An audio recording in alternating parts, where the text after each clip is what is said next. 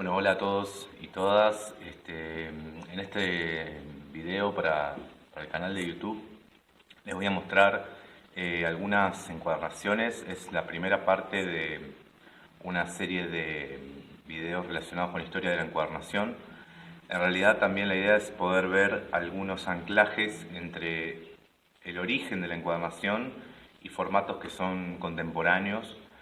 Vamos a ver cómo de alguna manera se da una evolución entre los primeros formatos de libro, como puede ser el libro de poti o de hoja de palma, y el formato de códice, que es la encuadernación copta, que es el primer formato de encuadernación de libro, de formato de cuadernillos. Pero también vamos a ver cómo cada uno de esos dos o tres formatos tienen mucha relación con cosas que se hacen en forma contemporánea, y vamos a abarcar un periodo de más o menos 7 a 8 siglos, o sea, 700 u 800 años. Es una mirada bastante personal, obviamente hay infinidad de historias del libro posibles, distintas miradas de distintos lugares. Esta es una mirada desde la estructura de encuadernación y la relación con la lectura y las formas de lectura, ¿no? Estamos viviendo también una época en la cual se modifica la práctica de la lectura, se multiplican los medios de tecnología y de disponibilidad de medios a la mano, lo cual tiene un montón de ventajas, pero también nos requiere de como poder elegir cuáles son los formatos con los cuales nos sentimos más cómodos. Y esto también pasó en la antigüedad, ¿no? O sea, es bastante conocido el temor de Platón de la aparición de la escritura como una tecnología que de alguna manera viene a poner en jaque a la oralidad y a la memoria. Él consideraba que cuando algo se escribía, de alguna manera se estaba como limitando o cerrando una posibilidad, ¿no? Porque era algo que quedaba fijo. Todo esto que es una anécdota en relación a algo que pasó hace casi 2000 años, es algo que se repite en el tiempo, ¿no? Como por etapas. Entonces, para arrancar, voy a empezar mostrándoles una pequeña réplica del libro de poti o de hoja de palma, que tenían esta forma. Es un libro originario del Tíbet. Yo le hice como, bueno, este cierre, que era un tipo de cierre que tenían, de cuerdas. Venían con uno o con dos agujeros. Y tenían esta forma alargada. Se pueden desplegar. Es un formato tradicional de la India y de todo el subcontinente asiático. Se adopta en el Tíbet y en la zona del Himalaya. Como características a tener en cuenta, se escribían con cálamo. El cálamo es una pieza parecida a esta, que sirve como para hacer como incisiones. Eran hojas de arbustos, o sea que eran bastante consistentes, ¿no? Parecida al pergamino o al papiro. A diferencia en China, donde este formato se escribía con pincel, se utilizaban colores tradicionales de la teoría del color tibetana, que es el negro, el blanco y los tres colores primarios, rojo, azul y amarillo. Las tapas eran un elemento bastante importante, solían ser de tela o de madera, e incluso tenían como incrustaciones de piedra y muchas veces, de piedras preciosas, y muchas veces se utilizaban independientes de la encuadernación, ¿no? Eran encuadernaciones con un alto valor simbólico, religioso, filosófico, casi cada una era una especie de pieza de arte, lo que los convertía en objetos muy valorados, y sobre todo los primeros sutras relacionados con el budismo están encuadernados en este formato. Aunque también había libros de geografía, de filosofía, de medicina, de rituales mágicos, etc. Por supuesto, en toda esta época el arte de la imprenta y de la impresión, que en muchos casos también se hacía por bloques silográficos, esto viene un poco de China, está vinculada a los monasterios y a lugares donde había imprentas para la reproducción de esos textos, sobre todo de origen religioso.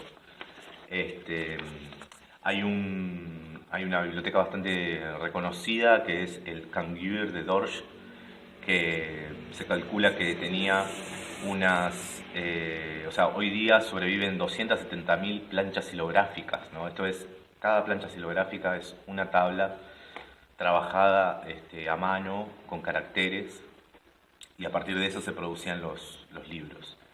Eh, También históricamente y trayéndolo un poco más a lo contemporáneo, cuando China ocupa el Tíbet en el año 1950, se produce un hecho bastante grave que es como la quema de objetos religiosos y objetos políticos vinculados al Tíbet, y allí se produce una quema bastante importante de libros y de material vinculado al libro de Poti y a la cultura tibetana del libro.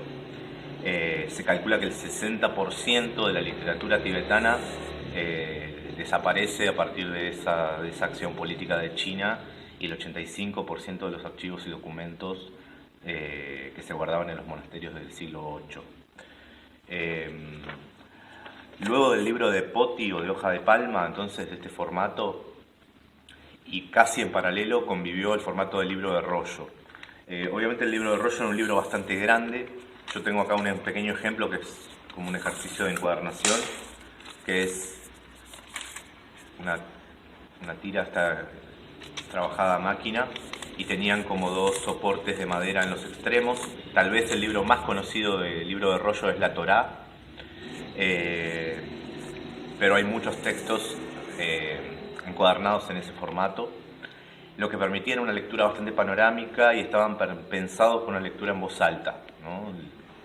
Sobre todo eso, a diferencia del códice, donde ya podemos trabajar por capítulos o por lecturas parcializadas. El libro de rollo también se llama kilindros en griego o volumen en latín. Eran bastante difíciles de transportar porque por lo general eran tamaños bastante grandes. Más o menos un rollo podía tener hasta 15 o 20 metros de largo y unos 70, 80 centímetros de largo, de ancho, mejor dicho. Se calcula más o menos que al siglo I de nuestra era, casi el 100% de los libros griegos eran en rollo y un 80% de los libros latinos eran también en este formato, mientras que en el siglo V, ¿no?, en ese periodo de 500 años, solo el 4% de los libros griegos eran en rollo y casi ninguno de los latinos eran en este formato. El papiro era como el principal material y también convive con otro formato que es un formato de encuadernación que también se usaba con cálamo, que es el de tablillas de cera, que básicamente eran dos tablillas abiertas al medio por un sistema de bisagra, donde se ponía la cera y se podía escribir a partir de trazos y borrar y volver a utilizar, ¿no? Hay algunos que dicen que bueno, los rollos eran como también de difícil lectura porque ubicar un pasaje era como algo complejo. Entonces van ocurriendo un par de algunas características que hacen que se busquen modos de encuadernación más portátiles. Se calcula que en China hubo libros de rollo hasta más o menos el siglo IX, donde como decía, convive con el libro de Poti. Y es el libro de rollo es el único formato que China incorpora desde el exterior, ¿no? Después desarrolla sus propias encuadernaciones.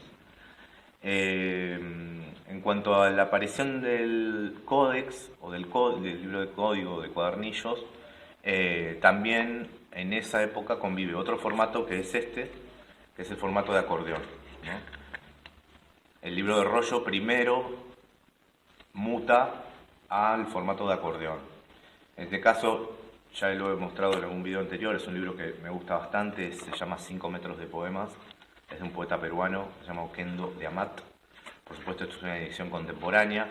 También es importante tener en cuenta, porque hace un poco a la historia de la encuadernación en Latinoamérica, que hay algunos códices, códice de Dresde, códice de París, códice de Madrid, que paradójicamente, aunque tienen nombres europeos, son códices latinoamericanos y son incluso precolombinos, ¿no? Estos códices fueron elaborados por los mayas, por los aztecas, algunos. Con el correr del tiempo y luego de la conquista aparecieron en Europa y son códices vinculados a astrología, a rituales mágicos, a adivinación. Les recomiendo que los busquen porque son muy interesantes de ver. Hay algunos de ellos que son bastante grandes y tienen este formato, aunque también se despliega una hoja hacia arriba, o sea, como una especie de A4 plegada dos veces. Este, entonces, formato de acordeón convive de alguna manera y es inmediatamente posterior al rollo y un poquito previo al libro de cuadernillos. Hay algunos, por ejemplo, formato de cuadernillos, los primeros formatos de códice están editados los poemas de Marcial, que es un poeta latino, y sus epigramas, unos poemas breves, están editados en formato de códice. Entonces, la aparición de cuadernillos y del códice se da más o menos entre el siglo V y VIII, que básicamente es con la encuadernación copta, un poco posterior al formato de acordeón, que ya se generan cuadernillos y una costura que se supone que viene de la elaboración de tejidos de los pueblos coptos. Hay quienes dicen que este formato tiene una característica parecida a lo contemporáneo, que es la posibilidad de intercalar el orden de los cuadernillos o desarmar la encuadernación y agregarle cuadernillos, ¿no? Alguna relación con la intertextualidad y esta posibilidad de trabajar en capas de textos que brinda la encuadernación copta, que al no llevar pegamento, por un lado dura mayor cantidad de tiempo y por otro lado tiene como una muy buena apertura y está esa posibilidad, ¿no?, de reutilizar las tapas.